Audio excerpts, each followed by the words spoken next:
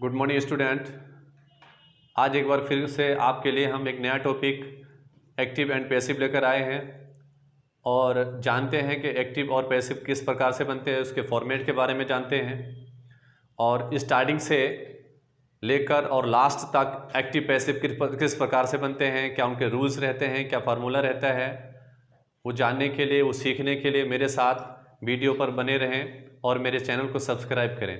तो जानते हैं सबसे पहले एक्टिव पैसिव के फॉर्मेट के बारे में। एक्टिव एंड पैसिव तो सभी लोग जानते हैं कि एक्टिव बोले तो सक्रिय होता है, पैसिव मीन्स निष्क्रिय होता है। तो जानते हैं इसके फॉर्मेट के बारे में कि एक्टिव वॉइस में 12 टेंसेज होते हैं। एक्टिव वॉइस में 12 टेंसेज होते हैं। जैसे प्रेजेंट के 4 रूप हो गए और पास्ट के भी 4 रूप हो जाते हैं और फ्यूचर के भी 4 रूप हो जाते हैं। तो ऐसे ही एक्टिव वॉइस में 12 टेंसेस होते हैं, परंतु पैसिव वॉइस केवल 8 टेंसेस की ही बनती है। परंतु पैसिव वॉइस केवल 8 टेंसेस की ही बनती है। और वो 4 टेंसेस कौन से हैं जिनकी पैसिव वॉइस नहीं बनती है, तो देख सकते हैं बोर्ड पर। नंबर 1 प्रेजेंट परफेक्ट कंटिन्यूअस, और रहेगा past perfect continuous, future continuous तथा फ्यूचर परफेक्ट कंटिन्यूअस की पैसिव वॉइस नहीं बनती। ये 4 टेंसेस ऐसे थे, present perfect continuous, past perfect continuous, future continuous और फ्यूचर परफेक्ट कंटिन्यूअस। ये 4 टेंसेस ऐसे हैं जिनकी पैसिव वॉइस नहीं बन सकती है। तो जानते हैं जिनकी बन सकती है उनके रूल्स के बारे में जानते हैं। तो देखते हैं पहले एक्टिव से पैसिव बनाना किस प्रकार से बनाया जाता है, क्या उसमें चेंज रहती है, क्या चेंज हम लोग करते हैं, क्या चेंजिंग होती है। तो नंबर 1 है एक्टिव वॉइस के सब्जेक्ट को ऑब्जेक्ट तथा ऑब्जेक्ट को सब्जेक्ट बना देते हैं। अर्थात एक्टिव वॉइस के सब्जेक्ट को पैसिव वॉइस में ऑब्जेक्ट बना देते हैं और एक्टिव वॉइस का जो ऑब्जेक्ट होता है उसको पैसिव वॉइस में सब्जेक्ट बना लेते हैं।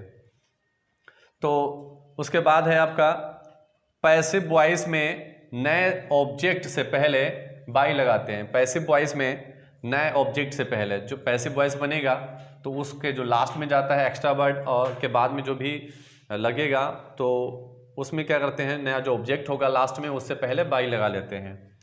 और रूल नंबर 3 है पैसिव वॉइस में प्रत्येक टेंस के साथ वर्ब की थर्ड फॉर्म लगाते हैं। पैसिव वॉइस में चाहे कोई भी टेंस आपका यूज़ हो, एक्टिव वॉइस में कोई भी टेंस आपका यूज़ हो, पैसिव वॉइस में उसकी वर्ब को थर्ड फॉर्म में ही बदल देते हैं। और जान लेते हैं कुछ चेंजिंग के बारे में।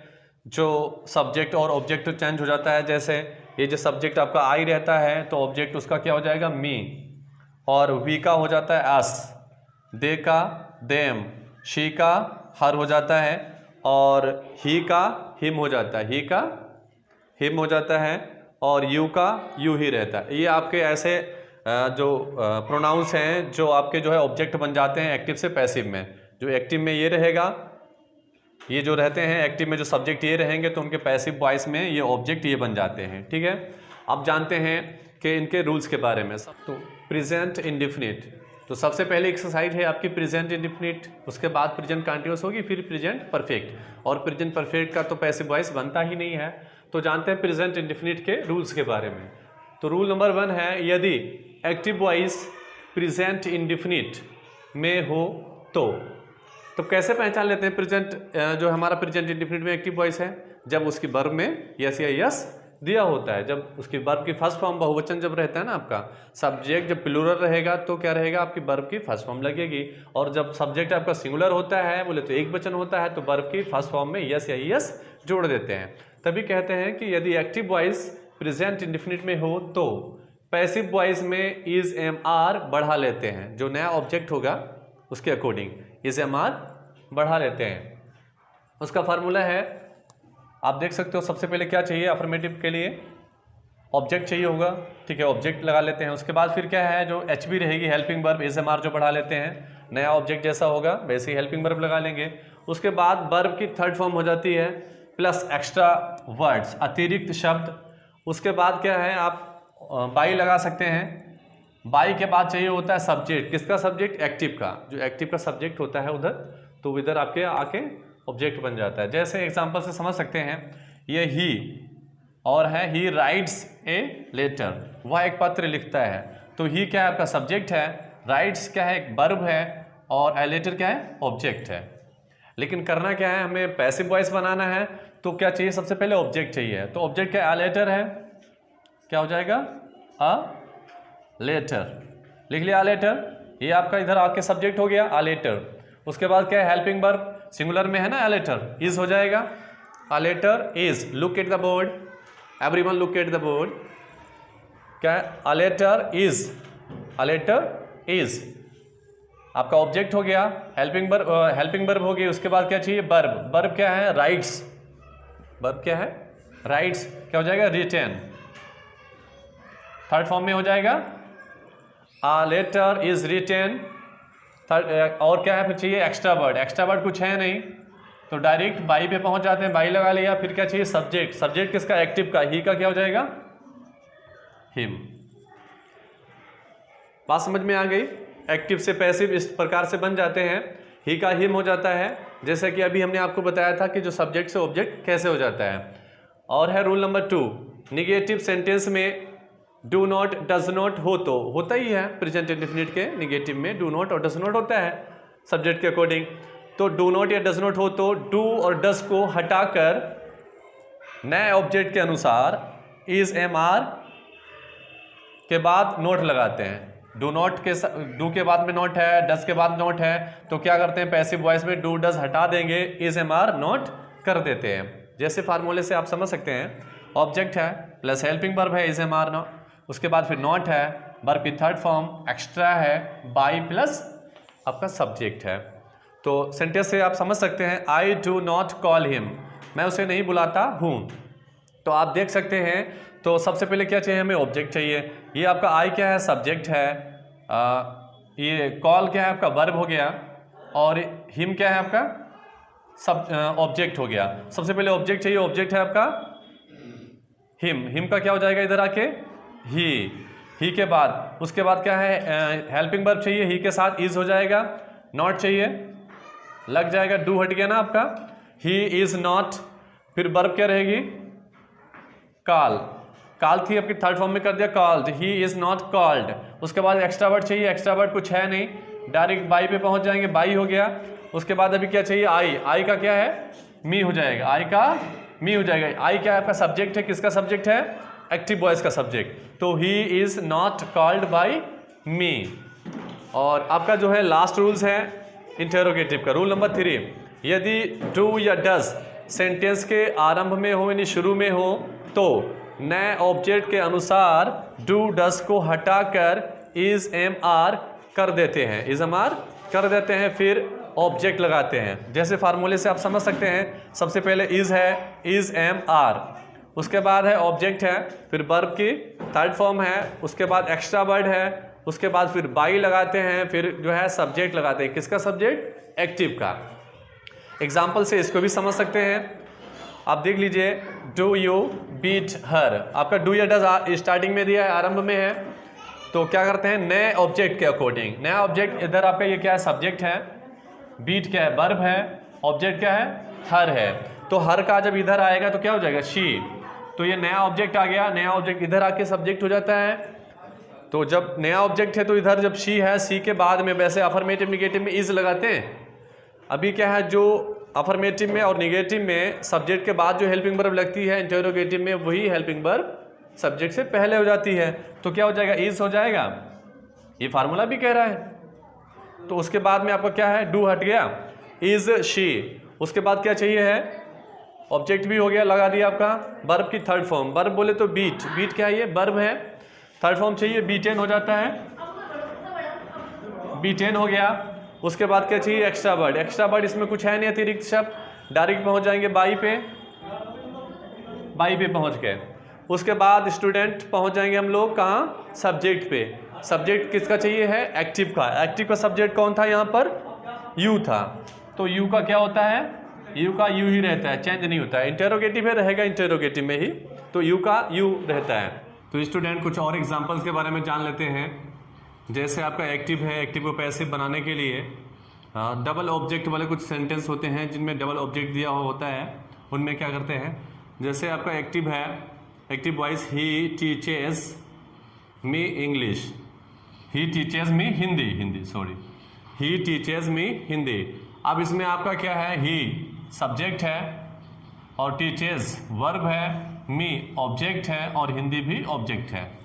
अच्छा, जिस सेंटेंस में डबल ऑब्जेक्ट होता है, जिस सेंटेंस में डबल ऑब्जेक्ट होता है तो उसमें क्या करते हैं हम लोग, एक सब्जेक्ट को हम लोग एक जो उसमें जो एक ऑब्जेक्ट को चुन लेते हैं इधर पैसिव वॉइस के लिए, और जो दूसरा ऑब्जेक्ट बचेगा उसको वहीं रहने देते हैं, थर्ड जो एक्स्ट्रा वर्ड होता है उसके स्थान पर।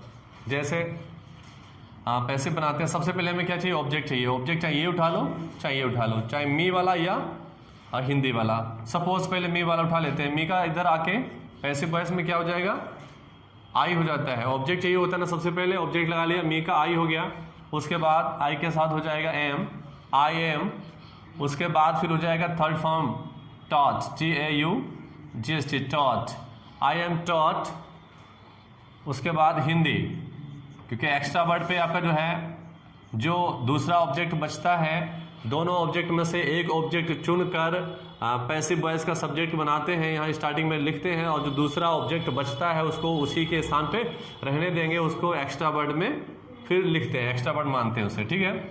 आई am taught Hindi by, he का क्या हो जाएगा, him, I am taught Hindi by him. और दूसरा एग्जाम्पल है निगेटिव का, जान लेते हैं। आपका सब्जेक्ट है और वर्ब है और आ मैंगो ऑब्जेक्ट है, तो सबसे पहले इसका पैसिव बनाते हैं। देख लीजिए, ए मैंगो सिंगुलर लग रहा है तो इज हो जाएगा, डू या डस को हटा देते हैं, इज आर, नॉट लगाते हैं तो हो जाएगा is not, a mango is not. अभी थर्ड फॉर्म हो जाएगा ईट का, ईटन, एक्स्ट्रा वर्ड कुछ है नहीं, डायरेक्ट बाई पे पहुंच जाते हैं। बाई के बाद क्या लगाएंगे, सब्जेक्ट चाहिए। किसका सब्जेक्ट चाहिए, आपका जो एक्टिव का सब्जेक्ट चाहिए था यू का, तो यू ही रहता है। अगला एग्जांपल और भी देख लेते हैं, इंटेरोगेटिव में है डज हरी हेल्प अस, तो ये आपका क्या है, सब्जेक्ट है, और हेल्प क्या है आपका वर्ब है, और अस क्या है, ऑब्जेक्ट है। तो सबसे पहले जान लेते हैं ऑब्जेक्ट, सब्जेक्ट, वर्ब और ऑब्जेक्ट के बारे में। तो ये तो पता था जब इंटेरोगेटिव स्टार्ट होते हैं, इंटेरोगेटिव का जो रूल 3 लिखाया है हमने, तो उसमें ये लिखा था कि यदि स्टार्टिंग में डू या डस दिया होता है तो उसको हटा देते हैं, डू डस को हटाकर इज एम आर का यूज करते हैं नए ऑब्जेक्ट के अकॉर्डिंग, ठीक है। तो जब नया ऑब्जेक्ट क्या है, इधर जब हमारा अस ऑब्जेक्ट है, इधर लाके हम लिखेंगे तो वी हो जाएगा। तो वी आपका जो है ना प्लूरल हो रहा है, जब वी प्लूरल हो रहा है तो ऐसा मान लीजिए वी के बाद में हम लोग आर लगाते हैं, वी के बाद जब आर लगाते हैं, जो हेल्पिंग वर्ब अफर्मेटिव और निगेटिव में सब्जेक्ट के बाद लगती है, वही हेल्पिंग वर्ब सब्जेक्ट से पहले हो जाती है इंटेरोगेटिव में। आपका ये डू डस हट जाता है, आर वी, उसके बाद में क्या चाहिए होता है, वर्ब की थर्ड फॉर्म, हेल्प का हो जाएगा हेल्प्ड, फिर एक्स्ट्रा वर्ड चाहिए होते हैं, एक्स्ट्रा वर्ड कुछ है नहीं तो डायरेक्ट पहुंच जाते हैं बाई पे। उसके बाद बाई हो जाता है, फिर क्या चाहिए, सब्जेक्ट, सब्जेक्ट चाहिए एक्टिव वॉइस का, एक्टिव वॉइस में सब्जेक्ट है हरी, तो आपका हरी हो जाएगा। इंटेरोगेटिव में है तो इंटेरोगेटिव में ही रहेगा। एक और आपका लास्ट एग्जांपल है जो क्वेश्चन वर्ड से स्टार्ट है, तो पैसिव वॉइस में हमने बताया था आपको, यदि क्वेश्चन वर्ड स्टार्टिंग में है यानी आरंभ में है, तो जैसे वाई है, वाट है, तो ये और वेयर है, ये आरंभ में ही रहने देते हैं। यदि अगर आपका क्वेश्चन वर्ड हु दिया हो तो हु का बाई हुम कर देते हैं, हु का बाई हुम कर देते हैं। बाकी जो जितने भी आपके क्वेश्चन वर्ड होंगे वो स्टार्टिंग में ही रहेंगे। वाई हो गया, उसके बाद में सब्जेक्ट है आपका, वर्ब है और ऑब्जेक्ट है, और ऑब्जेक्ट आपका इंग्लिश है, इधर आएगा तो फिर क्या हो जाएगा, सिंगुलर में हो जाएगा इंग्लिश, तो फिर क्या लगना चाहिए, is, why is English. Learn का हो जाएगा लरंट, लर्न का हो जाएगा आपका LEARNT, लरंट। सेकेंड ये थर्ड फॉर्म रहती है, थर्ड फॉर्म रहती है आपकी why is English learnt, extra word कुछ है नहीं तो डायरेक्ट बाई पे पहुंच जाते हैं। अच्छा, बाई के बाद फिर क्या चाहिए होता है, आपका सब्जेक्ट चाहिए होता है, जो एक्टिव वॉइस का सब्जेक्ट है, यू है तो यू हो जाएगा, और ये क्वेश्चन मार्क लग जाता है। तो देख सकते हैं पैसिव वॉइस आपका बन गया है why is English learned by you.